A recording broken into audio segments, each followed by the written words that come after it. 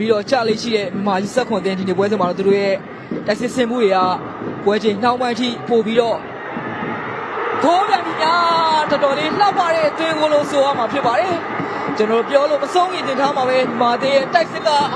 လုံးဝမရက်တတ်မင်းနဲ့နောက်ထပ်သွင်းကိုတစ်ခုတော့ထပ်ပြီးတော့ပိုင်ဆိုင်သွားပြီဖြစ်ပါတယ်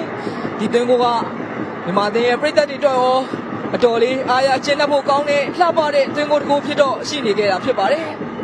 ပြန်မြတဲ့ခန်းစစ်စားမတွေ